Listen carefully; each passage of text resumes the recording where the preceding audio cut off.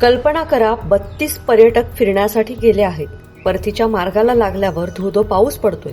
त्यातच रस्त्यावर झालेला चिखल आणि त्याच चिखलात एक बस अडकते. चाक फसल्यामुळे बस निघता निघेना. एका दुर्गम भागात 32 प्रवासी जीव मुठीत घेऊन मदतीसाठी वाट पाहत असताना तिथे त्यांना मदत मिळू शकेल का? चित्रपटाच्या कथानकाप्रमाणे ही घटना घडली आहे सातारा जिल्ह्यात. नेमकं काय घडलंय चला पाहूयात. 22 ऑगस्टला मुंबईवरून 32 प्रवाशांना घेऊन एक ट्रॅव्हल्स साताऱ्यातील तारळे परिसरात पर्यटनासाठी आलेली. दिवसभर फिरून झाल्यावर अखेर सर्वजण परतीच्या प्रवासाला लागले. सगळेच जण दिवसभर फिरून दमल्यानं आता घरी जाण्याची ओढ प्रत्येकाला होती. पण त्या 32 जणांना कुठं माहित होतं की त्यांच्या पुढे आता कोणतं संकट उभं राहणार आहे. माणसांची वर्दळ कमी असणाऱ्या भागातून ही बस मुंबईकडे निघाली, पण मध्येच रस्ता चुकल्याने ती बस पोहोचली बागलेवाडीच्या दुर्गम भागात. त्यातच दुर्गम भाग असल्यामुळे रस्त्यांची दयनीय अवस्था. दुपारी 12च्या सुमारास ही बस रस्त्यावर चिखलात अडकली. या बसमध्ये महिला, पुरुष आणि लहान बाळांचाही समावेश होता. त्यातच भरीसभर मुसळधार पाऊस सुरू झाला. हळूहळू पाऊस वाढल्याने चिखल वाढत गेला आणि बसचं चाक चिखलात अधिक रुतलं आणि बस बाहेर काढणं कठीण झालं.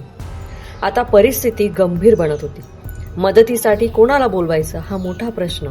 त्यातच महिला आणि लहान मुलं असल्यानं त्यांची सुरक्षितताही महत्वाची.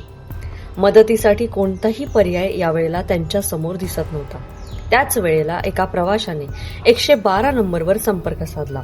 यानंतर पोलिसांनी तातडीनं घटनास्थळी धाव घेतली.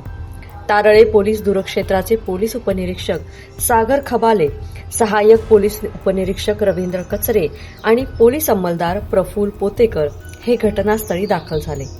एकीकडे पोलीस आणि ग्रामस्थ पर्यटकांची बस चिखलातून बाहेर काढण्यासाठी प्रयत्न करत होते. त्याचवेळी बागलेवाडी गावात चुली पेटल्या. गावातील महिलांनी दिवसभर उपाशी असलेल्या प्रवाशांसाठी भोजनाची व्यवस्था केली. सोनाबाई सकपाळ या आजींनी पुढाकार घेत 32 प्रवाशांना प्रेमानं पिठलं भाकरी खाऊ घातली. तर दुसरीकडे संपूर्ण यंत्रणा बस चिखलातून बाहेर काढण्यासाठी कामाला लागली होती. उमरस पोलिसांच्या मदतीने जेसीबी, ट्रॅक्टर आणि डंपर उपलब्ध करून देण्यात आले. यावेळी मुसळधार पावसाची तमान बाळगता पोलिसांसह जिमनवाडीचे पोलीस पाटील अरुण मोहिते, पोलीस मित्र सागर मगर, श्रीकांत मोरे, डफळवाडीचे माजी सरपंच अशोक सपकाळ आणि ग्रामस्थांनी बस बाहेर काढण्यासाठी शर्थीचे प्रयत्न केले. अखेर रात्री बस चिखलातून बाहेर निघाली.